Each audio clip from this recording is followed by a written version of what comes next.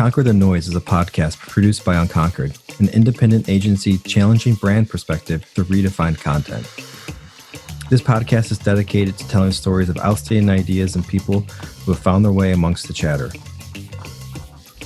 Hi everyone, I'm Jonathan Hansen, the Chief Creative Officer at Unconquered, and I'm your host of Cultivating Purpose and Passion in Business. Today we're speaking with Sarah Paiji Yoo, co-founder and CEO of Blueland, a non-toxic DTC cleaning brand aiming to reduce plastic waste. Today we're going to speak with her on investors, the importance of certifications, among other things.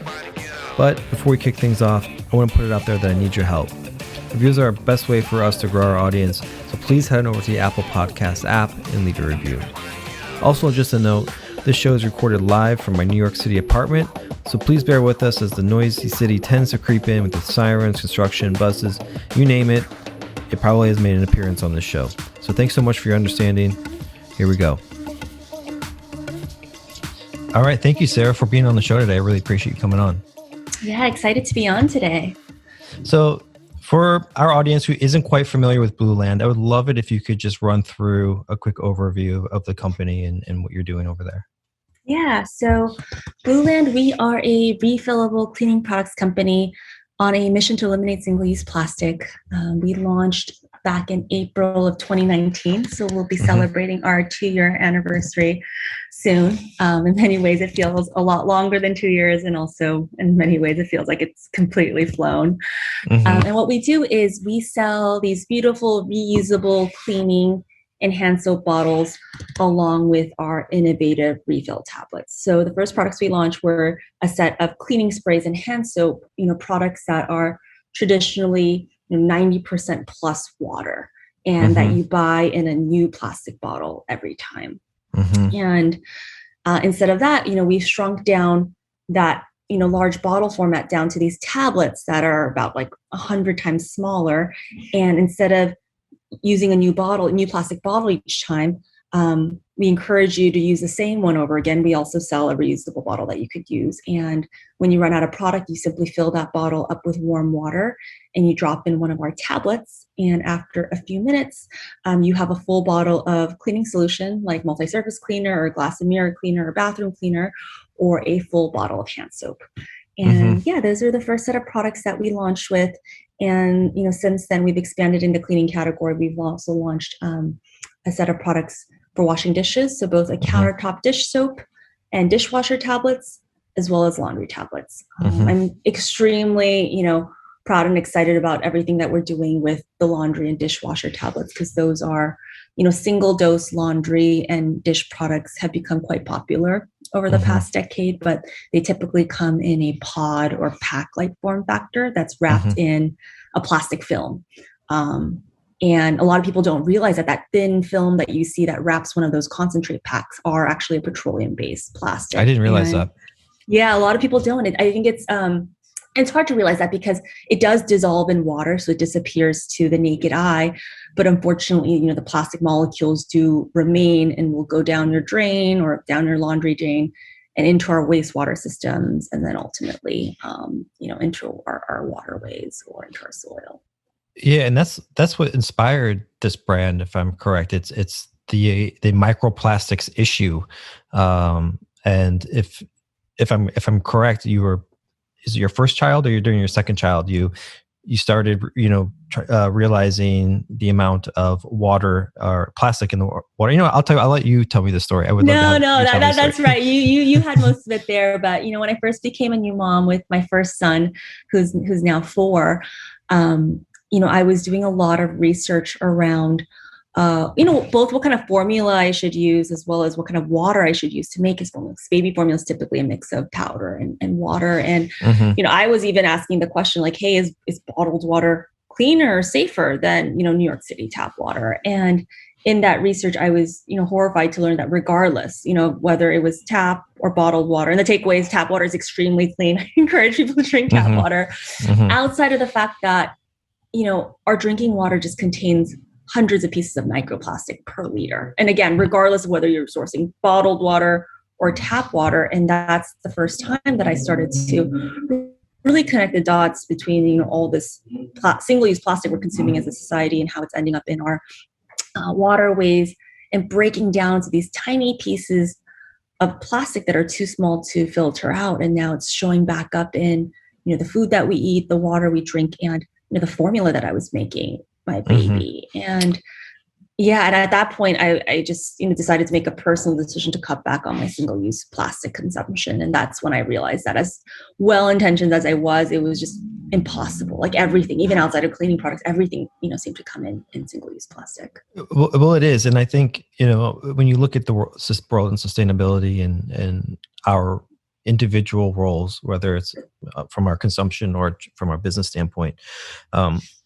Single-use plastic has been the thing I've attached to for the very reason that you have expressed, the contamination in water and oceans, and how it's getting into our food chain, food supply. We're eating it now. It's in the fish that we're eating. A third of the fish we're eating, yeah. And so I'm curious what you've done, because as you said, it's impossible. It's plastic is on everything. How are your what steps at home you've taken outside of your business to curb the use of plastic, single-use plastic? Yeah, absolutely. So I mean, at that point, I became pretty committed to cutting out as much sort of single-use plastic or waste from my life, and I've continued to live that lifestyle since I made that decision about 4 years ago. And so wherever I can, I really do try to focus on reusing as much as I can, and being just really thoughtful. Probably the first step is really before I just make the decision to consume something, because oftentimes there's the opportunity to just refuse, right? Before you even move into reuse and recycle, it's the first step really is refuse and really question, do I need this? Do I need to make this additional purchase? Do I need this product in my life? And if I do believe yes, then really thinking about both, what it took to produce that product, what are the materials used to make that product when possible. I do like to buy products that are made of, recycled materials, and what will happen to that product end of life. And, is this a product that I will then, have to send a lot of waste into the waste stream? Is it recyclable, or, best, is it circular? And is there a way for me to continue to reuse or refill that product and extend sort of the longevity of that product? But, I think across all areas of my life and all rooms of our home, whether it's, the kitchen or the bathroom or, supplies for, I now have a second son who's an infant, have really been sort of focused on, that eliminating single-use plastic and waste. What I think is a really interesting added benefit to the Blueland product line is the non-toxic aspect of it. Is that something as you grow and you work on your messaging and your positioning, is that something you think you will incorporate more into? As it seems like from the outside perspective, single-use plastic has been a lot of the big mission and driving force of the brand. Yeah, no, definitely. It's funny because there's definitely so much that we want to say about the brand and so much that we do behind the scenes that, we definitely haven't done justice to really, showcasing, all the areas where we've really tried to be thoughtful about, the inputs into what we are putting out there. And certainly on the ingredient side, we are, absolutely committed to using clean ingredients and working with, all of the expert and certifying agencies out there to make sure that, even areas that where we initially did not have an area of expertise, that we really are holding ourselves to the highest standards, whether it's, even with Cradle to Cradle, which is an organization I've had so much respect for a long time, selling for nothing less than platinum, a platinum rating across all of our formulations. And I think, the cleaning ingredients or the non-toxic angle is important both from a human health and safety perspective, but also from an environmental perspective, because, ultimately, those ingredients are not just entering our bodies, but, in the case of laundry and dish or bathroom cleaner, we are washing those, products also down the drain, and, they're impacting our waterways, they're impacting, the animals that consume that water, that live in that water. So it all is, really, absolutely interconnected. And we do, in everything we do want to leave as close to a zero footprint that we can on this planet. You touched on cradle to cradle certificate or certification organization. I think that's one of those things that's often overlooked with some brands or within just maybe even the consumer perspective of someone who's buying things, because there's so much greenwashing now, and we have large companies or companies that have been operating for so long, and now this is becoming an afterthought. And it's now they're applying sort of green messaging around one specific product and nothing else.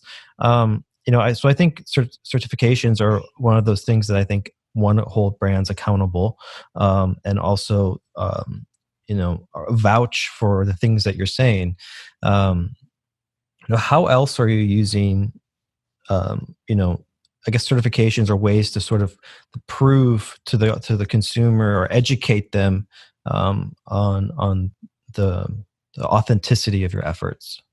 Yeah, absolutely. I mean, I definitely encourage certifications, so much, especially for anyone that's, looking to set out, of building a business from the ground up. Because as you can imagine, there are parties like Cradle to Cradle that have been thinking about this for decades, right? And, my co-founder and I were people that were coming into this absolutely with good intentions, but certainly we're not experts. And we didn't want to also be so focused on one area, like eliminating single-use plastic, that we were, doing something else, unknowingly on some other spectrum, right? Whether it's carbon emissions or something else. And, we just didn't want to also say like, oh, well, we just didn't know, right? That just wasn't an excuse. And so, Cradle to Cradle was a great partner for him. Like literally when the idea was purely just an idea, we worked with them because we really wanted to build this the right way. That's smart. From the ground up. And it's been incredibly educational for us. And, a lot of the ways that they would approach it has become absolute like pillars for us in our own approach. And,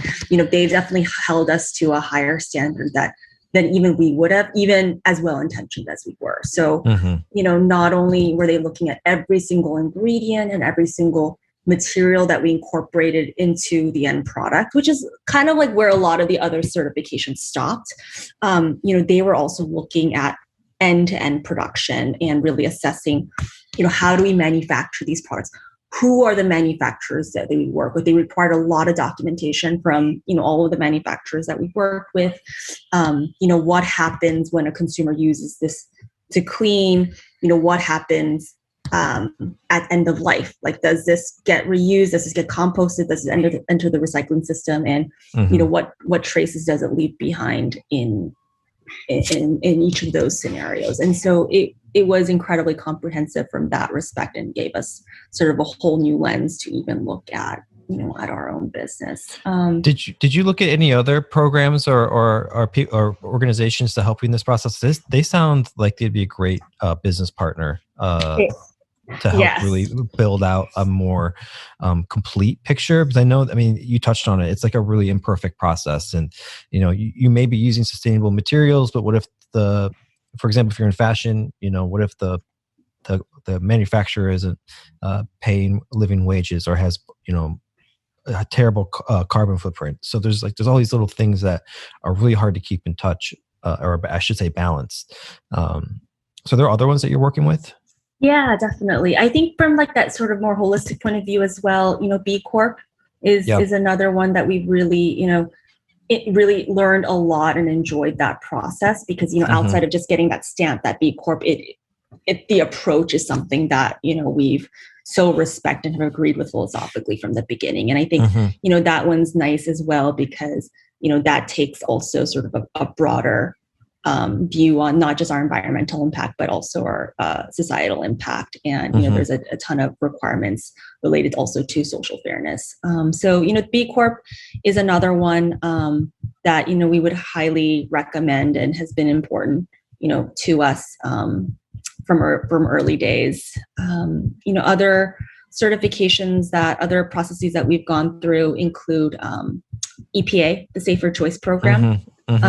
That's also been great. And, we are EPA Safer Choice certified. USDA BioPreferred is another certification that we've gone through because one of our goals is really to maximize the bio-based content with the goal of having no sort of petroleum-based ingredients in our Is that formulations. it's I actually I'm not familiar with that one. So it's around the ingredient list. Yeah, Okay. yeah. It's around the ingredients.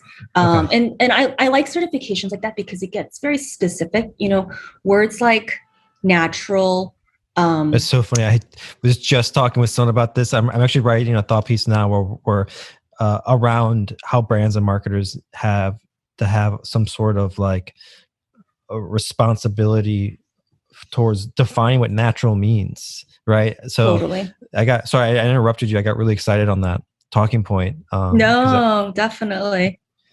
So yeah, so is that what you're doing? Are you trying to find ways to really, if you use natural on your label, tell people what that actually means? Yeah, because we don't want so we never use the word natural, right? We think it's misleading, and yeah, it's not a regulated term. So there's probably most folks out there, especially if, a lot of the products you'll find at in your nearby retailer drugstores, they'll use the word natural, but the product is most all not actually be natural, and that may just mean that they use a natural ingredient. It's quite vague, and so I think like the USDA biopreferred program forces us to be very specific, and I we know those numbers. Like if you were to ask us what percentage bio-based is your bathroom cleaner, then I can look you in the eye and say it's 78%.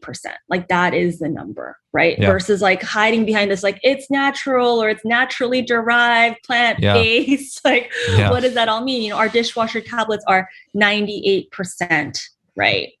Bio-based. And that's a very concrete thing. And we're not out there pretending like this is 100%. And for a lot of reasons. And I also don't believe that you have to be 100%. I think there are a ton of safe synthetics out there that, mirror, natural ingredients that for supply reasons and for cost reasons, you can't, realistically make this product 100% natural. But I would like to believe that, the consumers are smarter than that, especially in this age of like so much information and access to information, that let's really respect the consumer in that way versus just using terms and trying to sweep things under the rug.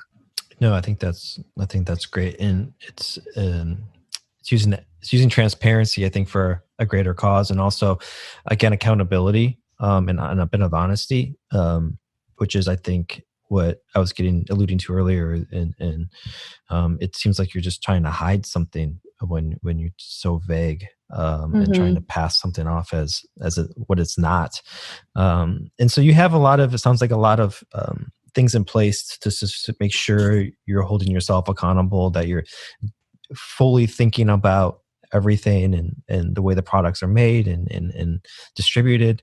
I'm curious to how you now apply this same sort of quality control to your employees and your investors, when you're choosing them to come into the business, because those are in itself, really important relationships that also have to be sustainable. They're in it for the long haul. Totally, 100%. And I think on both ends, I think that alignment is incredibly important. I think from investor perspective, definitely. I feel like I heard someone say recently, like you can divorce your partner, but you can't divorce an investor, which is absolutely true. It's really hard to get out of, that kind of relationship. And I think in a world of business where there are a lot of different ideologies out there as to what is the responsibility of business, or, who is, our responsibility to, and, a lot of debate around, is it, purely the shareholder and providing a financial return, or, is it this, broader view of stakeholders, right? Like the community, your employees, your customer, and the planet. And I think that alignment with your investors is incredibly important because, many times, like in our case, a significant investor in the business will also sit on the board, and that board will, help drive or, have the ability to drive the strategic decision, just direction of the business. So I think, again, that alignment is really important. I think also when you take on capital, understanding sort of the expectations for, return over what period of time. And I think that can have, incredible implications on a business and on how truly sustainably you can build that business. Because, a lot of times, if you do have an investor that's very focused on high returns very quickly, as you can imagine, to do things the right way by the planet, often requires you to go more slowly and more thoughtfully, and often will cost you more money, unfortunately, along the way. And, I think in vetting our set of investors, that was an important point of conversation, and making sure that, it was very clear to them that, for my co-founder, John, and myself, like that unequivocally the original inspiration and ongoing motivation for us personally of starting this business, right, is the planet. Like my co-founder and I have both started other businesses before, we've sold businesses before, and the reason why we've come around to doing Blueland was that, just starting a business,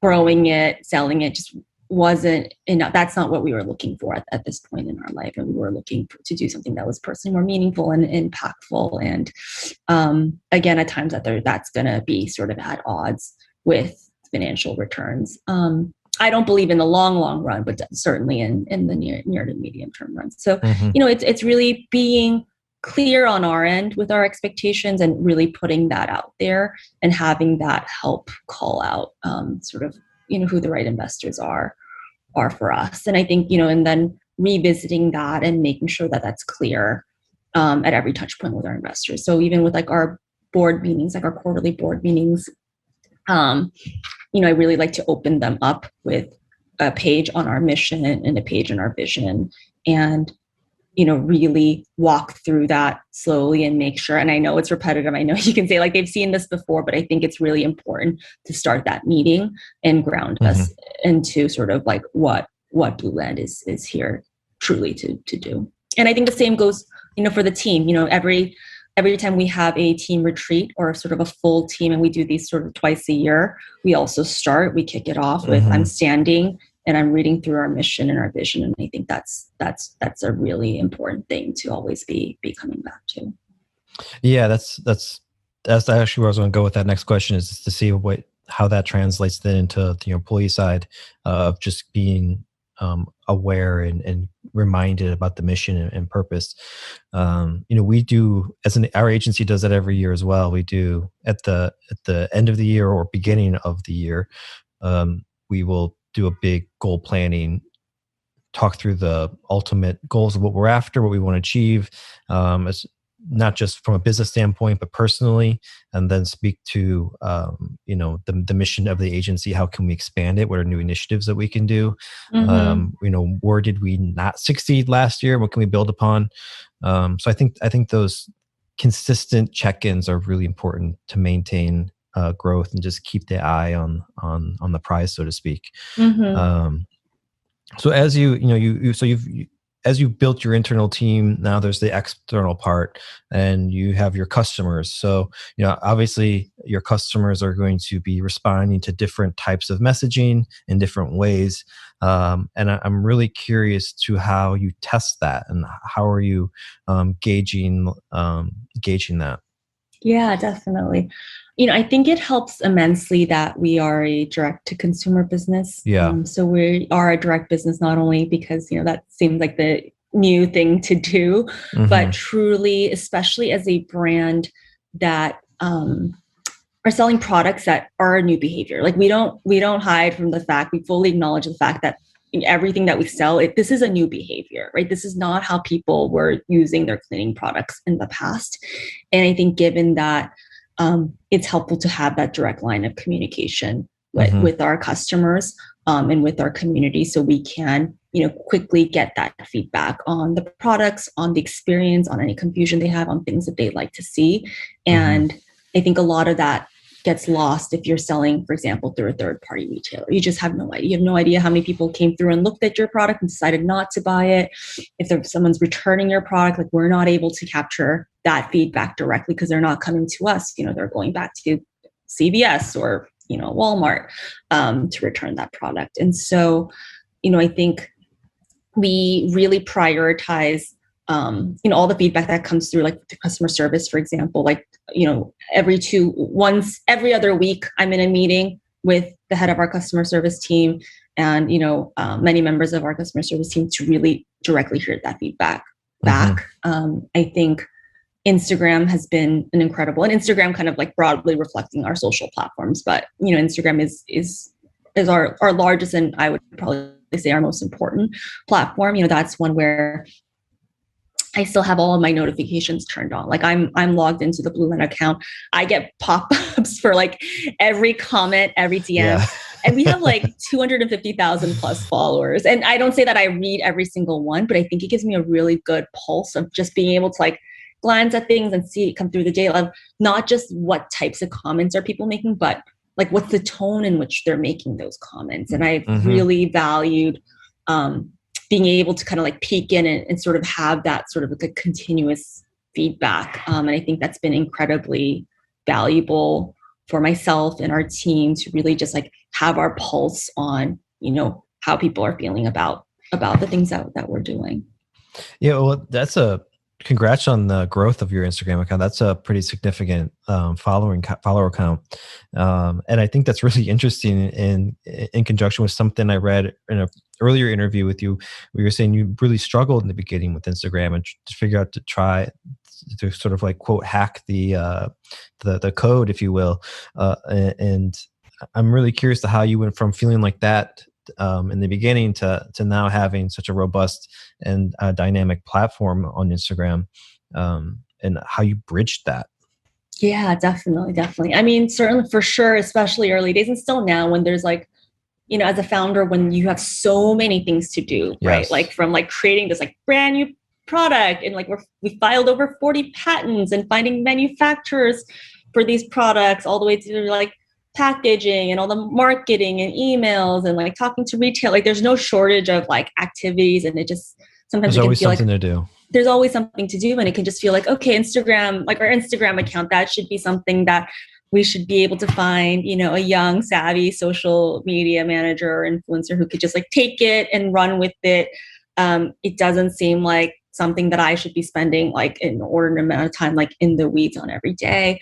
And I realized, pretty early on, however, that just how powerful of a platform it was going to be for us, especially to get sort of that real-time feedback. I think also, putting my marketing hat on, it's an incredible platform. I do think that it's our most important channel at which to engage with consumers and for people to discover us. Because, there's nothing quite like it where, emails is a powerful platform to the extent that, you have a lot of people on your email list and you can sell products through it, but people don't like spend their free time browsing their email inbox, right? Looking for inspiration or education, like. I spend my free time avoiding my email inbox. Exactly. On the weekends, it's like you don't open your emails versus, Instagram. Like, how great is it that, as a company, we're live in a point in time where there's this channel where like all these people are spending hours on there exploring and learning, and gives us opportunity to speak to our community at least once a day in a manner that they really enjoy. And I think once I realized like, wow, how incredibly that was, like, because again, in the past, like, before social, brands showed up in like these big campaign, like a billboard or a commercial or a magazine, and they did that, once a quarter max, right? And here we had the opportunity to show up and showcase our voice and our visuals and say something and stand for something like every day or multiple times a day. And I think that's, so exciting, and that definitely shouldn't be taken for granted. And so it kind of swung from initially being like,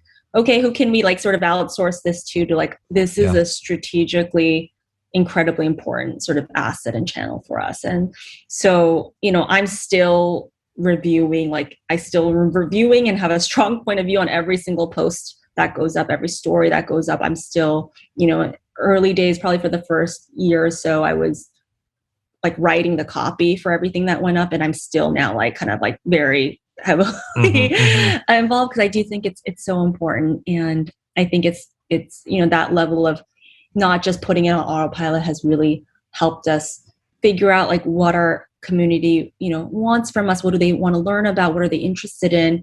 And enabled us to then, help create that content and empower our community. And what we learned pretty early on, which still remains true, is that people don't really want cleaning content from us, which is great because, Blueland, if I were to be honest, it was never really about cleaning at all. It was about how do we eliminate single-use plastic. And my co-founder John and I, we explored a lot of different categories, and we landed on cleaning. We're like, this is the best place to start. And so, I'm thrilled that the community doesn't want sort of spring cleaning tips from us necessarily, and wants to hear more about things like what they can do in their day-to-day lives to have a positive impact on the planet.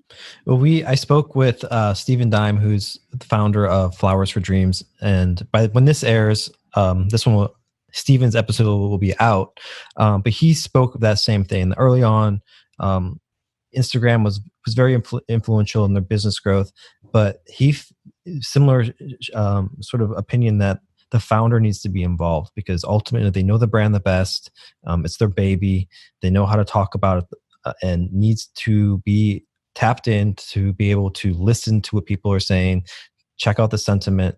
And I think that's a really great advice, because a lot of times that gets put off on a social media community manager or a customer service team. And the founder kind of stays out of it. So I think that's really fantastic advice there, and on how to really stay engaged in listening. So I think, we're running a little bit close on time, but I've loved the conversation so far. I would love to dive in a little bit on just sort of the financials of things, because I think that's really important in startup life. I'm of the scrappy mindset of do everything that you can in the beginning and sort of even maintain some of that scrappiness if you can as the business grows. That way, you're not $1 million in and trying to recover that for the next 2 years or whatever. So how have you been financially conservative? I got the sense that you were from what I have read about Blueland, and I'm curious to where in that early phase or first year. You're still in that early phase, but in that first year, how you were coming up with how to allocate or where to allocate the funds that you had. Definitely. So, that was another thing that was really important to us from the very beginning. That was very clear to us. Because I think, some businesses struggle as they launch as to who do they want to be when they grow up, or, how fast they want to be. Because on one hand, a lot of, you want to grow quickly, right? That's exciting and that's great. But that oftentimes means that you have to spend money very quickly to grow very quickly. And I think, focusing on building a financially sustainable business and getting towards cash flow positive can be at odds with high growth.